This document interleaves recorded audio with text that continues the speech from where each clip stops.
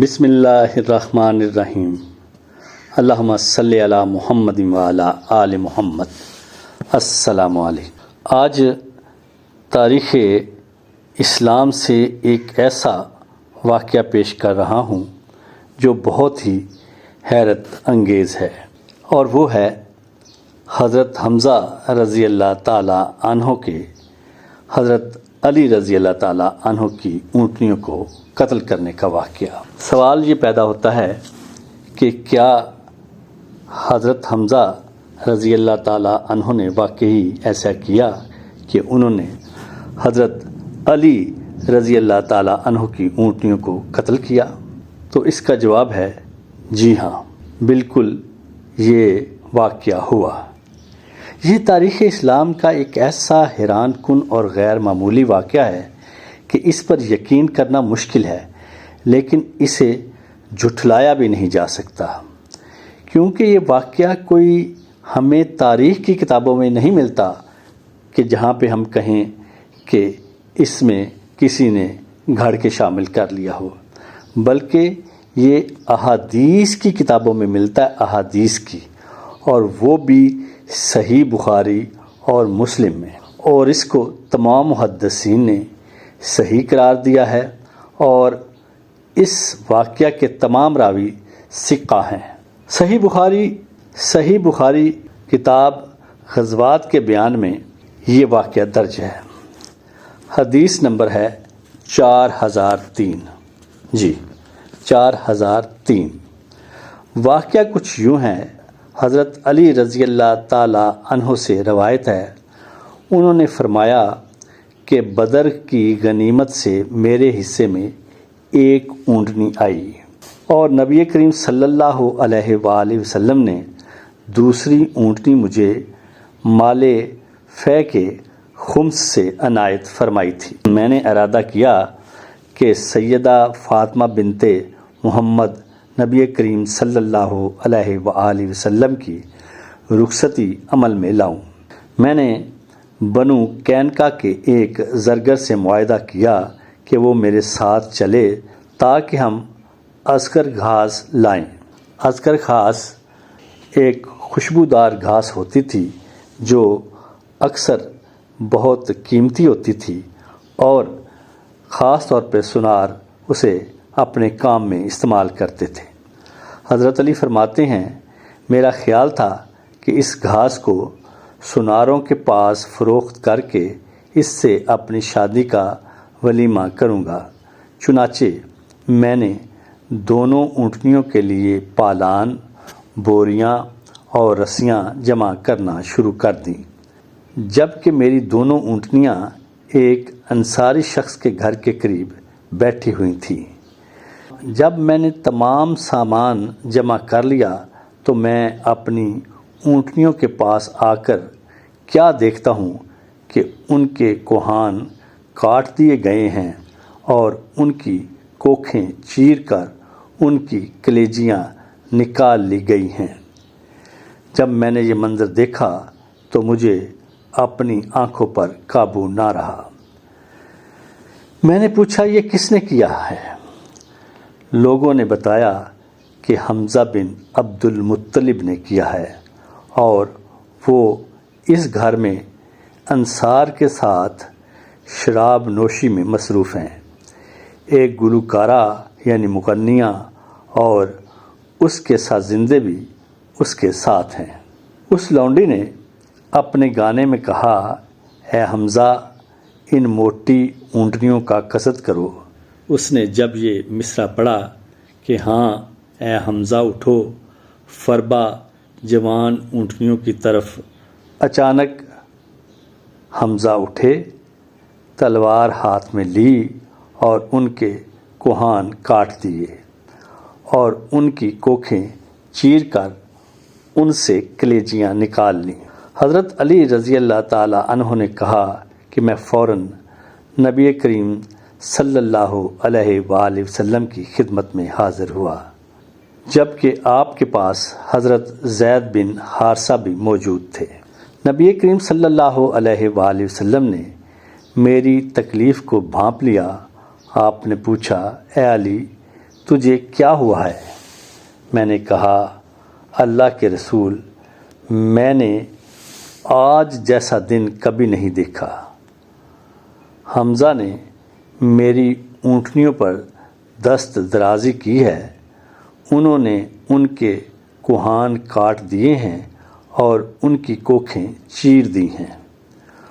وہ اس گھر میں موجود ہیں اور دوسرے لوگوں کے ساتھ شراب نوشی میں مصروف ہیں۔ نبی کریم صلی اللہ علیہ وآلہ وسلم نے اپنی چادر منگوائی، اسے زیب تن کیا اور چل پڑے۔ حضرت زید بن حارثہ بھی آپ کے ساتھ ہو لیے، حتیٰ کہ آپ صلی اللہ علیہ وآلہ وسلم اس مکان میں آئے جہاں حضرت حمزہ موجود تھے۔ آپ نے داخل ہونے کی اجازت مانگی جو اسی وقت دے دی گئی۔ نبی صلی اللہ علیہ وآلہ وسلم اندر تشریف لے گئے اور حضرت حمزہ کو ان کی کارگزاری پر ملامت کرنے لگے۔ آپ کیا دیکھتے ہیں کہ حمزہ نشے میں دھت ہیں اور ان کی دونوں آنکھیں سرخ ہو رہی ہیں۔ حضرت حمزہ رضی اللہ تعالی عنہ نے نبی صلی اللہ علیہ وآلہ وسلم کو دیکھا، پھر نظر اونچی کی اور آپ کے گھٹنے دیکھے، پھر نظر اوپر اٹھائی اور آپ کا چہرہ دیکھا، پھر کہا تم تو میرے باپ کے غلام ہو۔ نبی صلی اللہ علیہ وآلہ وسلم جان گئے کہ ابھی وہ نشے کی حالت میں ہے، چنانچہ رسول اللہ صلی اللہ علیہ وآلہ وسلم الٹے پاؤں واپس ہوئے، پھر آپ وہاں سے تشریف لے آئے اور ہم بھی آپ کے ہمراہ آ گئے۔ اس کے راویوں کی اور باقی تفصیل کچھ اس طرح سے ہے۔ کتاب میں کچھ اس طرح درج ہے، ہم سے ابراہیم بن موسیٰ نے بیان کیا، کہا ہم کو ہشام نے خبر دی، انہیں ابن جریج نے خبر دی، کہا کہ مجھے ابن شہاب نے خبر دی، انہیں زین العابدین بن حسین بن علی رضی اللہ تعالی عنہما نے کہا، ان سے ان کے والد حسین بن علی رضی اللہ تعالی عنہ نے علی بن ابی طالب رضی اللہ تعالی عنہ نے بیان کیا۔ حدیث میں نے آپ کے سامنے پوری بیان کر، جو حدیث بیان کی گئی ہے، اس حدیث میں بیان کردہ واقعات اس وقت کے متعلق ہے جب کہ اسلام میں شراب گانا حرام نہ ہوا تھا۔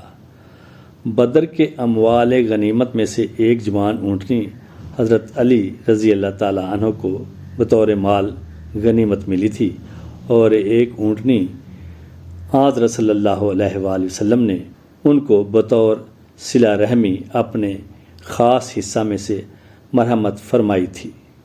چنانچہ ان کا ارادہ ہوا کہ کیوں نہ ان اونٹنیوں سے کام لیا جائے اور ان پر جنگل سے ازخر گھاس جمع کر کے لاد کر لائی جائے اور اسے بازار میں فروخت کیا جائے، تاکہ ضروریات شادی کے لیے جو ہونے ہی والی تھی کچھ سرمایہ جمع ہو جائے۔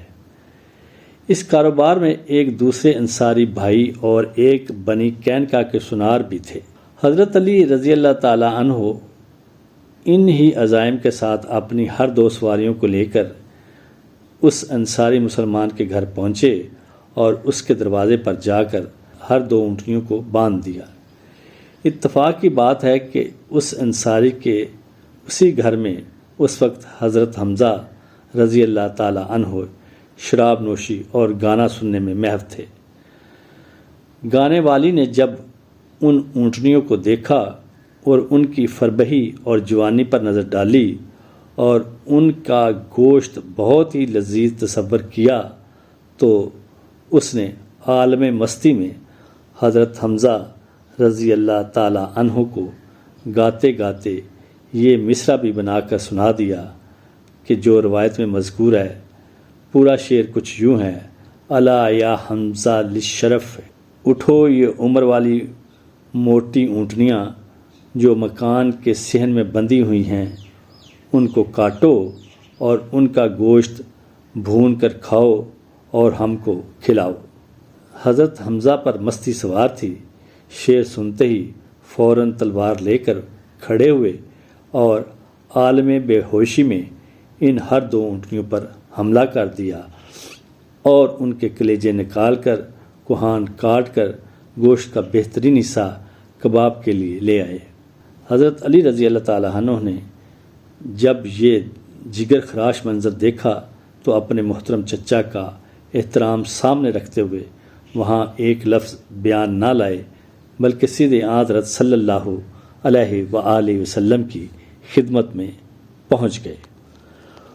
اس وقت زید بن حارثہ رضی اللہ تعالیٰ عنہ بھی وہاں موجود تھے، چنانچہ آپ نے سارا واقعہ حضرت صلی اللہ علیہ وآلہ وسلم کو سنایا اور اپنی پریشانی کو تفصیل سے بیان کیا، جس کو سن کر نبی پاک صلی اللہ علیہ وآلہ وسلم زید بن حارثہ اور آپ کو ہمراہ لے کر فوراً ہی موقع پر معائنہ فرمانے کے لیے چل کھڑے ہوئے اور حضرت حمزہ رضی اللہ تعالیٰ عنہ کے پاس پہنچے جو کہ ابھی تک شراب اور کباب کے نشے میں چور تھے۔ حضرت صلی اللہ علیہ وآلہ وسلم نے حضرت حمزہ رضی اللہ تعالیٰ عنہ پر اظہار خفقی فرمایا، مگر حضرت حمزہ کے ہوش و حواس شراب و کباب میں گم تھے۔ وہ صحیح غور نہ کر سکے بلکہ الٹا اس پر خود ہی اظہار خفقی فرمایا اور وہ الفاظ کہے جو روایت میں مذکور ہیں۔ حضرت حمزہ اس وقت نشے میں تھے، اس لیے ایسا کہنے سے وہ ناگناہ گار ہوئے۔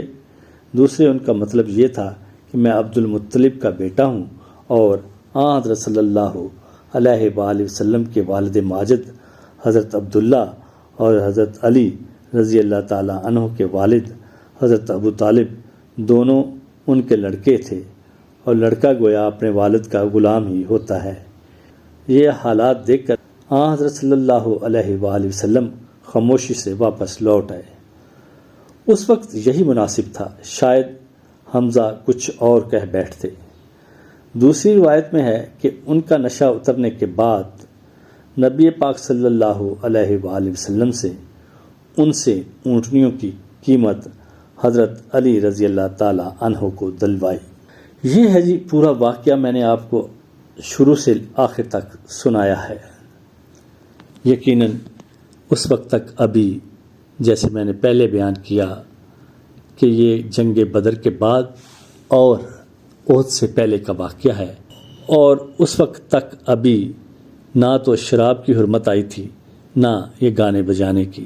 یہ واقعہ اتنا غیر معمولی تھا اور اتنا حیرت انگیز اور خوفناک کہ اس کے بعد پھر شراب کی مکمل حرمت کے احکامات نازل ہوئے، اور یقیناً حضرت حمزہ جو شیر خدا ہیں، جنہیں نبی پاک صلی اللہ علیہ وآلہ وسلم نے اسد اللہ یعنی اللہ کا شیر قرار دیا ہے، وہ اپنے اس کیے پر یقیناً بہت نادم ہوں گے، اور پھر جب شراب کی حرمت آئی تو اس کے بعد کبھی وہ اس کے نزدیک نہیں گئے اور اسلام کے لیے وہ مار کے انجام دیے کہ بندہ حیرت میں ڈوب جاتا ہے۔ اور پھر جیسے روایات میں ہے کہ نبی پاک صلی اللہ علیہ وآلہ وسلم نے اونٹنیوں کی قیمت جو ہے وہ حضرت علی کو دلوائی حضرت حمزہ سے، اور یہ چونکہ صحیح بخاری کے تمام سکہ راویوں سے ہے اور صحیح مسلم میں بھی ہے، تو اس لیے اس کو جھٹلایا نہیں جا سکتا۔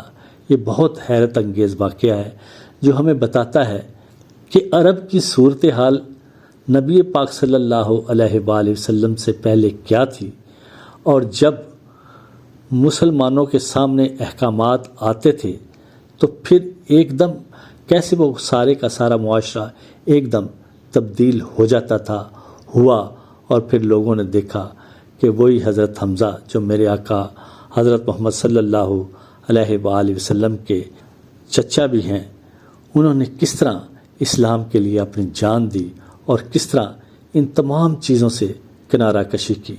اللہ کریم ہمیں ان احادیث کو صحیح اور صاف دماغ کے ساتھ پڑھنے، سمجھنے اور پھر جو احکامات اللہ کی طرف سے آئے ان پر عمل کرنے کی توفیق عطا فرمائے۔